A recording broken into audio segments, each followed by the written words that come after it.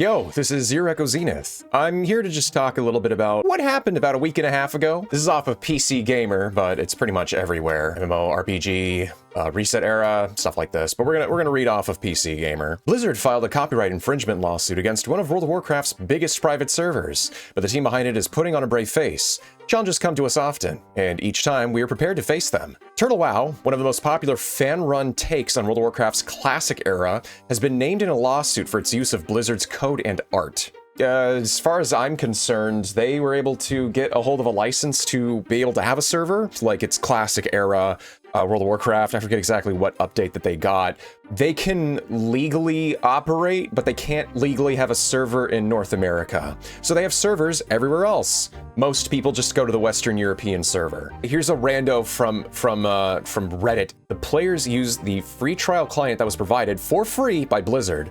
The host uses open source server software that was written from scratch from the ground up. Therefore, nothing was stolen from Blizzard. As long as no access fees are charged, Blizzard has incurred no damages, allegedly. So, I mean, yeah, it's technically legal, but maybe they were making too much money. Maybe they were just straight up making too much money. I play the game. I've been playing the game every week since February. I stream it. You should go check out my streams on Wednesday. TWoW Wednesdays. Oh yeah. I really like it. It's a fresh take on the lore. A lot of it is custom content. The game takes place after World of Warcraft Classic, but doesn't go to Burning Crusade. It stays on Azeroth. So it's kind of a what-if situation, taking a lot of inspiration from original Warcraft. So all of the custom content that they add is lore-friendly with the old Warcraft games. For example, the Gilneas storyline is a storyline. You actually go to Gilneas and you deal with the problems there.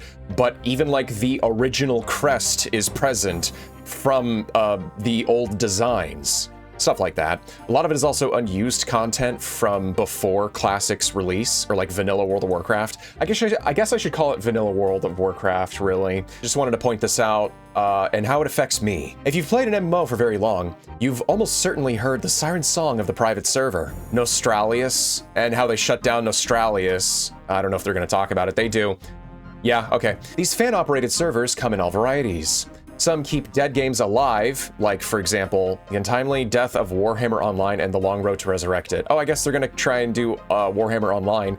Well, the main one that I'm thinking of is Phantasy Star Online, how Sega pretty much retired those servers long ago, and then you have a fan-made server that's resuscitated the game. So, these fan-operated servers come in all varieties. Some keep dead games alive, some provide a window to the past build of an aging game, and some have even gotten the green light to keep going from the game's publisher.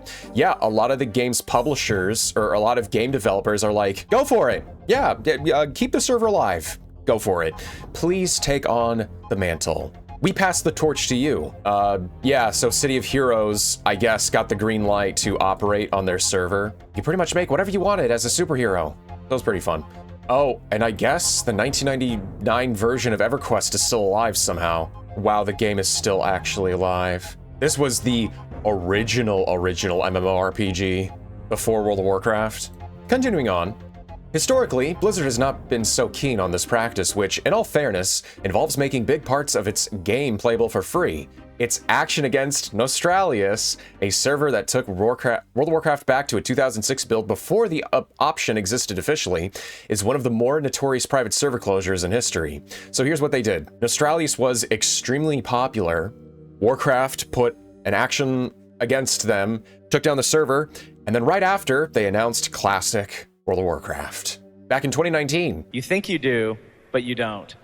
So the rumor here is they want to take down TWoW, either scale it back or take it down, because people suspect that they want to finally officially release their Classic Plus servers.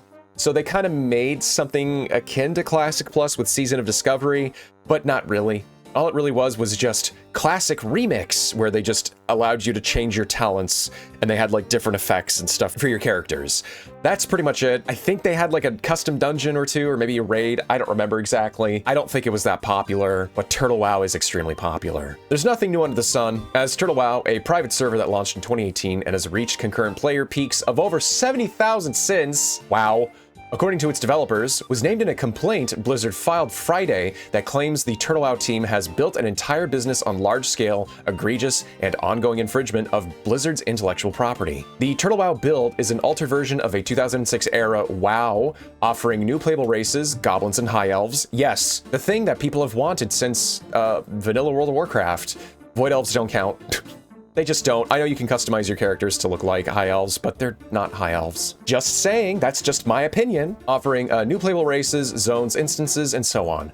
There's a lot of content, guys. There's so much. They just released their patch 1.18 mid-August, mid to late August. Wow, I've been playing through the new zones and the writing is spectacular. I really like it. It gets dark, but I really like it. It's great. The new dungeon has been crazy, and there's another new dungeon too. I even played the new Molten Core. Molten Core and Blackwing Lair, their difficulties have also been slightly increased, so good on the team. Hey, they feel more like raids. While it is free to play, it also has an in-game shop. Yes, in the form of donations, but technically it's an in-game shop that allows donations to the dev team to be converted to store currency. But the more pressing issue is obviously the whole copyright infringement thing, which the lawsuit hammers home hard. The complaint continues, these unauthorized private servers drive away otherwise dedicated WoW players, I don't think it does, but whatever, introduce security risks to players, fragment the WoW player community, okay, it's already fragmented. Sorry, that's another fact of Blizzard World of Warcraft. It's just fragmented, it is. And create confusion as to what are official supported versions of WoW. No. No, if you... No! If you're not chronically online, you're not really going to know about TWoW's existence. And if you do, they make it very clear it's not real World of Warcraft. Whatever. Private servers such as TWoW also encourage and facilitate video game piracy by allowing players to avoid paying for the game experience that Blizzard has invested so much time and money to create. I wonder how much time and money TWoW has put into their own game. Did you ever think about that?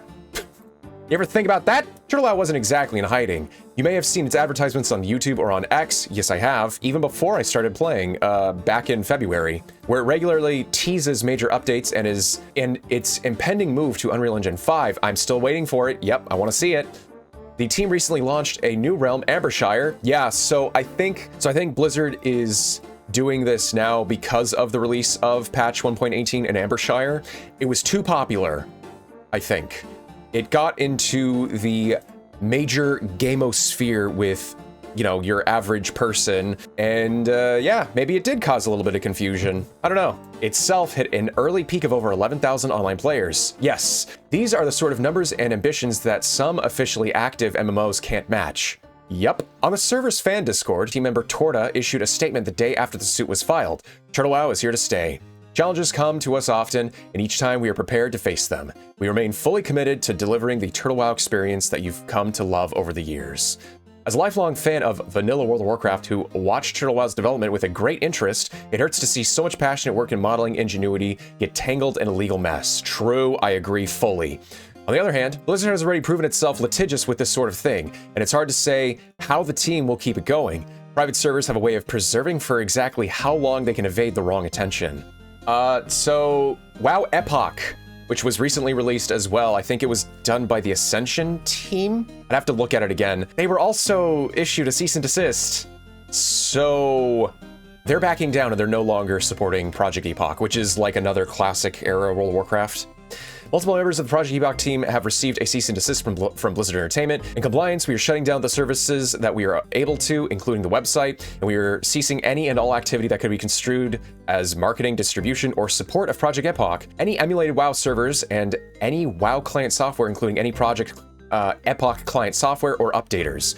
We will not be involved with or operate private servers for any Blizzard or Activision games. So they got hit and they're like, we're backing down. We're done. We don't want to, you know, financially die. So this is the reality. Personally, I don't really think anything's going to happen, but the TWoW team might take into consideration anytime they do updates, they may just try and be a little bit more laid back with it. I don't know if they're going to try and announce it to the world as much.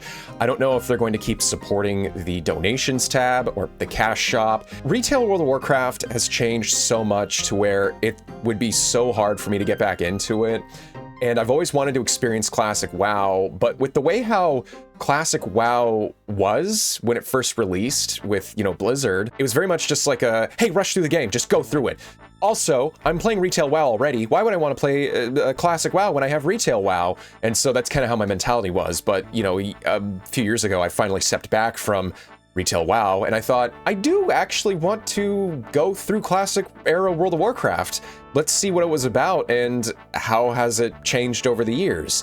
I never did all the quests, so I wanted to finally put that to the test.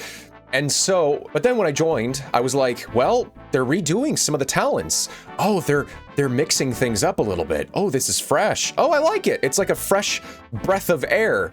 I've really liked the community so far. Everybody has been put together in this one server, the Western European server, and it's been great. I've seen people that I've seen before, and, I sometimes talk to them. I'm even in a guild, and, raiding has been really fun. I don't know what's going to happen to it. I'll probably report on this later, but I just wanted to point this out there that, yep, they got hit. It sucks. It's unfortunate. We'll have to see what their rebuttal is or where their defense is. I think their servers are out of somewhere, Kazakhstan. I don't know. And so their whole IP law situation doesn't apply. So we'll have to see. If Blizzard wants to shut this place down, I'm wondering if whatever they come out with, it will just always be compared to TWoW. And funny enough, because they did this, the Streisand effect happened, and so everybody's talking about it now. Everybody knows about TWoW. They know about their existence now. If they didn't do anything and they just tried to skirt around the whole Ambershire 1.18 patch release and they're like, we're finally just gonna do Classic Plus, I don't think it would blow up as much as it is right now. But honestly, I think the game is too different at this point. I want to say that they transformed the art too much, but we'll have to see. I thought they were able to legally get a hold of a 2006 server. It's an altered version of a 2006 era WoW. I thought they had a legal authorization to use it. I don't know what's gonna happen. I will report on this for the aftermath, but yeah, I just wanted to point this out there. Hi, everybody. This is what's happening. If this server goes down, I don't know what I'm gonna do for my Wednesdays. I'll have to figure it out. So, look forward to that. Thanks for watching, everybody. This is ZeroEchoZenith. Bye.